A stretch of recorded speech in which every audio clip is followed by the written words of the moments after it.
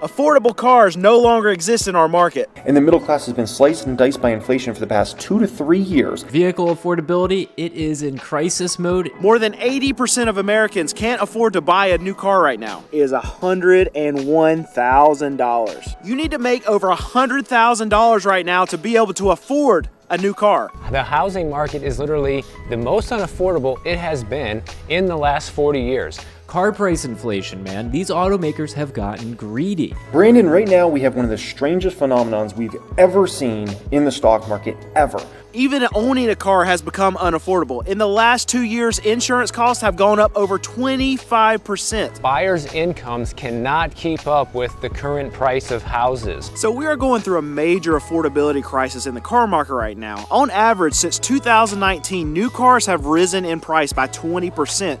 And in the used car market, it's even worse than that. Since 2019, used car prices are up by 35%. Cars with low price are in hot demand. Trend has automakers and dealers concerned about future profits. Of course, they're in hot demand, automotive news, and the reason being is because people can't afford these ridiculously overpriced cars. And the reason why it has dealers, it has auto manufacturers concerned, because they don't make a lot of money on these low margin, more affordable, cheaper cars. They make all their margin. They make all their money off the big F-150s, high margin, expensive trucks. That's what they want to continue to sell. So yes, they're getting worried that people can't buy them anymore because they are too expensive. People want cheaper cars, but that's not what the manufacturers make money on. So now what we've seen in the car market is this dichotomy where these massive manufacturers, these publicly traded companies, they're padding their profits, and who's getting squeezed? It's the average American that's actually getting squeezed. And we're really seeing the same kind of dynamic happen on Wall Street. Brandon, right now we have one of the strangest phenomenons we've ever seen in the stock market, ever. Right now, just as of last week, the S&P 500 hit all-time highs. Meanwhile, the Russell 2000 is in a bear market still. This is something, I look back at the past 100 years, I could never find a time period where this has ever occurred. This means the very largest, biggest companies are doing just fine. Meanwhile, smaller companies are not doing so well. Now, this is a very similar phenomenon that we're seeing in the real world. If you look at billionaires, many billionaires are reaching all-time highs with their net worths. Meanwhile, you look at the middle class, and the middle class has been sliced and diced by inflation for the past 2 to 3 years, and they're not feeling so good. The Michigan Consumer Confidence Index, which they've been doing for decades, came in at the lowest we've ever seen in 2022, the lowest in history. Now, in 2023, consumer confidence has also been insanely low. There is a glimmer of hope in 2024 that consumer confidence could start getting back to healthy levels, but the only way that's going to happen is if jobs remain available, and on top of that, inflation is substantially lower than it's been over the past 2 to 3 years. Recently, the stock market has hit all-time highs. Now, a huge component of why that has happened is investors. Wall Street is convinced the Federal Reserve is going to cut interest rates substantially in 2024. Now, the scary part of that is, just because the Federal Reserve might potentially cut interest rates does not always bode well for the economy, for jobs, or for the stock market. A great example of this, and there's a few you can see throughout history, but a great example of this is 2008, 2009. The Federal Reserve lowered interest rates all the way down to zero. Now, what still happened? We saw a stock market crash of 50%, and we saw the unemployment rate tick up into the millions of people lost jobs. So the moral of the story is do not get too excited about the Federal Reserve cutting interest rates. It does not always mean good things. And it's not like dealers are doing anything to help the situation out. This is a Ram truck, and it's $101,000, but that's after $4,700 worth of add-ons. We have $199 of nitrogen. That's just air in your tires. These dealers are charging for this stuff. And we're seeing this across the market, that it's happening everywhere, that dealers, on top of these elevated MSRPs that people can't afford to begin with, they're putting on market adjustments. They're putting on add-ons, stuff that you have to pay for to actually buy a vehicle on the dealership. Stuff like air in the tires. This is a problem, and it needs to change if people can actually be able to buy these cars off these dealers' lots. And it's not just in the car market where this affordability crisis is occurring. Hey Brandon, so right now in the United States, The housing market is literally the most unaffordable it has been in the last 40 years. In fact, sales for homes are now down to the lowest level that we have seen since the 2008 market crash. In 2023, we only had about 4 million home sales, and to put that into perspective, in 2022, we had 5 million home sales. In 2021, we had 6.1 million home sales. So the amount of homes that are selling are down substantially due to unaffordability. Because the reality is buyers' incomes cannot keep up with the current price of houses. Even at a 6.5% mortgage rate, in order for the typical household to afford the median price home today, they would need to make about $107,000 per year. And that's a huge problem because the average household only makes about $75,000 per year. And the worst thing about that is that number's actually been going down. In 2021, the average household was making about $76,000 a year, and now it's down to $75,000 a year as of 2022. So people are literally making less money when adjusted for inflation than they were 3 years ago. And the worst part is young people cannot afford to buy homes by and large more than any other age group. In fact, 70% of Americans between the age of 23 and 40 years old say that they cannot afford a home at these prices. And the median age of a home buyer today in America is now 49 years old. That's who's buying houses, basically middle-aged Americans. So here's a crazy stat for you. Back in 2019, the percentage of new vehicles that were under $30,000 were 37%. That number today has shrunk all the way down to 12%. And I can tell you that this is by design from these manufacturers. See, on these lower, these more affordable vehicles, they don't make as much money on the big F-150s, the vehicles that they're selling for $60,000 plus. So because these manufacturers now know that they're not playing the volume game anymore, they have to keep their margins high. And that's why you're seeing companies like Ford. This Ford Maverick is an example I like to use all the time. People wanted the Ford Maverick. They want to buy these cheaper trucks. But instead of pumping out a lot of these Ford Mavericks that Ford knows that it could sell, they leaned into more production of the F-150s instead. And that's because they make so much more money on these high margin, really expensive trucks and not things that people can actually afford in this environment. Hey Brandon, Zach here from Car Edge. Vehicle affordability, it is in crisis mode. Here's 2 reasons why. First things first, entry-level trims. Automakers got rid of them. We have a guide back on caredge.com where we analyzed base level, the entry-level options from Ford, Chevrolet, and Ram for their light-duty pickup trucks, the F-150 Silverado and Ram 1500. This chart might be a little confusing for y'all, but this is showing you the number of in-inventory entry-level trim base models offered by these manufacturers. You can see pre-COVID, Ford used to have almost 60,000 of their entry-level F-150 XLs, and then inventory plummeted. Same thing for the Silverado and especially for the Ram 1500. I like to call this trimflation. Automakers just got rid of their entry-level trims. Another good example is if you look at the big 3, the 4-door sedans that they used to pump out all the time, the Ford Fusions, the Chevy Impalas, Malibus. If you go on to one of their dealership lots right now, you're not going to find hardly any 4-door sedans, and that's because they're moving all their production to the high-margin products. These big trucks that are all sitting here at all of these dealer lots not selling, they make so much more money off selling one of these big trucks that's what they're going to continue to do. They're no longer playing the volume game. They don't want to make what Americans can actually afford. What they want to produce is what they're making the most money on.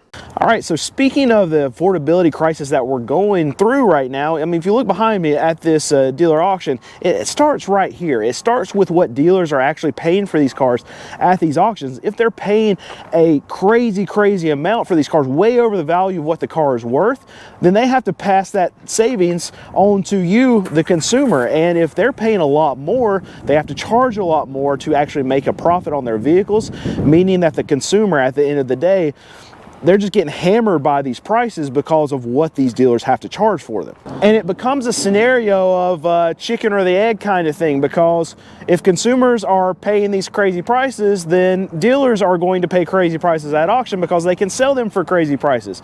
And then it just keeps feeding itself on top of each other. Consumers pay the prices, dealers pay the prices. Dealers pay higher prices, consumers pay higher prices. Dealers pay higher prices, consumers pay higher prices. And at some point, it's got to stop. But as we've seen over the last 3 years, that, you know what, the train can keep on rolling as long as consumers fuel the fire and as long as dealers still think that the consumers want to fuel the fire. The other factor that has led to an affordability crisis, outside of all the other stuff you've already talked about, car price inflation, man. These automakers have gotten greedy. This chart shows you inflation of car prices over the past 5 years on the MSRP.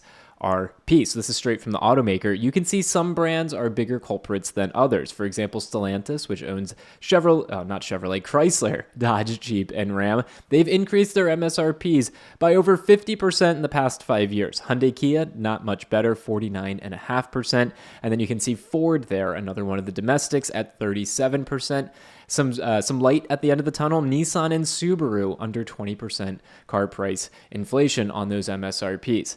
This is partly why I think we have an affordability crisis. So what's even worse right now is it's becoming more unaffordable to even own a car. Just in the last 2 years, auto insurance has risen by 25%. And this is due to a few things. The obvious one is cars just cost more right now. That's why it's more expensive. But two, your repair costs have gone up. If you've gone to the mechanic lately, you know that labor costs are up. Parts are through the roof right now, and more people are getting their cars fixed. So there's a line at the mechanic, meaning that they can charge more to actually fix your car. And three, a big thing is last year, auto thefts were up 34%. And all of this, you combine all these things, your insurance is going up. And if you want to see more market update videos just like this one, make sure you're hitting that subscribe button. And one major problem to add into all this affordability crisis, all these high monthly payments for all these new vehicles, is interest rates. Hi Brandon, Kimberly here from Auto Finance Sense. Interest rates have most definitely hurt the affordability, and a growing number of Americans are currently falling behind on their monthly credit card and car loan payments because of it, especially in the subprime sector. And while I have certainly worked through times when interest rates were high before, the affordability factor is definitely different today. Yet people continued to buy, many stretching themselves during high additional dealer markups, forced front-end ads, made-up fees, and rising interest rates. And now we're beginning to see people going into the finance office with high debt-to-income ratios. Credit scores are beginning to come down from where they were 3 years ago, and buried or underwater trades. I don't know how people are swinging $700 to $1,000 a month car payments with other bills. I truly don't, and there's a certain demographic that now have reinstated student loan payments to handle as well. So now, who can actually afford these new cars in this environment right now? Well, to reasonably be able to afford a brand new car, the average brand new car, you have to make at least $100,000 a year. So guess what? That rules out about 80% of Americans. So only 20% of Americans can actually reasonably afford to buy a brand new car right now. That's absolutely ridiculous. And if manufacturers don't lower their MSRPs, if something doesn't change, then the percentage of people that actually can buy any of these new vehicles is going to keep going down. And in the EV market, we have seen demand fall off a cliff for models like the Ford Mach-E, Ford Lightning, and a lot of this is due to just the unaffordability of those models. Hey y'all, it's Dr. Know-It-All. I'm so happy to be back on with you, Brandon. I am going to look at some pricing trends over the past couple of years for the Ford F-150 Lightning, the Tesla Model Y, and the Ford Mustang Mach-E. So with the help of Bard, let's take a look at the Ford F-150 Lightning first. You can see the XLT. I'll just focus on that because that's kind of a middle range version of it. Started off at about $53,000. And then you can see over time, August, November, January, and March, there was more and more and more additional pricing here. So, $3,000, $6,000, $4,000, $3,400. big bumps in prices. And then what you see is in January of 2024, which is just very recently, we see the XLT in particular goes down $6,000. The Pro version drops $10,000, and the more expensive versions drop a relatively more minor amount. With the Mustang Mach-E, let's look at the premium. That started at about $47,000. And then you can see in August, November, and March, so again, about the same times that we saw the F-150 go up, we saw a $3,000 increase, about a $2,000 increase, and another $1,000 to $2,000 increase. So over time, again, a very big bubble in terms of prices. But then we see as of January 2024, the premium is down $14,000, huge amount.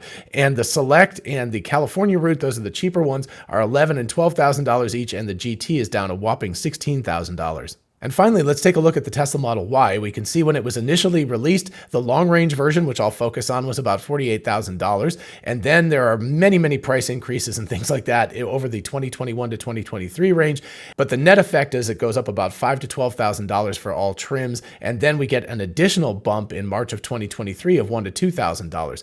But then starting in October, because Tesla's always a little bit ahead of everybody else, you can see the long range goes down $7,000, which is a pretty significant amount, and it's actually gone down a little bit more since then. And prices have to come down because nobody can afford to buy them at those prices. So this affordability crisis can't get any better when you have manufacturers jacking up MSRPs, you have interest rates where they are, and on top of all that, you have dealers that are charging these ridiculous add-ons, these ridiculous market adjustments. So there might be a little silver lining here, not just in the car market, but in the housing market too. There is some light at the end of the tunnel because inventory has been increasing, and in fact, when you look at December's numbers from Realtor.com, on any given day, inventory was up about 4.9% year over year, which is a pretty substantial increase in inventory. And every spring, we typically get a large surge in inventory on the housing market. And it is very likely that 2024 is the year that we see inventory in the housing market return back to pre-pandemic levels. And even if we see inventory numbers return back to pre-pandemic levels this spring and summer, I wouldn't be counting on massive reductions in prices just yet. That inventory will have to sit for a while, and enough people will have to get desperate in order to lower the prices to the point where people can afford them to see any real changes in the housing market. So now here's the thing. We've been through all of this craziness in the car market, but I do think that things are going to get better from here. We're seeing stack up of inventory at these dealerships. We are seeing that manufacturers are increasing their incentive spend. We're seeing that they are actually offering special interest rates. All of this is to say that it is no longer a seller's market out there in the car market. You can go, you can negotiate on a car. So what would I say to you? Let's wait them out. Car market's getting worse as we speak. Demand is very, very low. Inventory is growing day after day after day. So let's wait them out. Dealers, manufacturers, they're going to have to lower their prices if they actually want to sell cars. Prices will be better the longer that you can wait. And yes, I am a car dealer, and I'm a car dealer telling you not to buy a car. Don't buy a car from me right now, because what I believe is I believe that prices will be lower, and I would rather you get a good deal later on. And if buying a car itself was already nope. And it's kind of a scenario of, oh, loud truck. Here we go. No, I don't like that. And if buying a new car was this bad, no. Even, I'm looking at the mic. Even owning, now I got myself all messed up. All right. Can't get any better when you got MSRPs that, no. Anyway, I hope that's helpful, and now back to you. Done and dusted.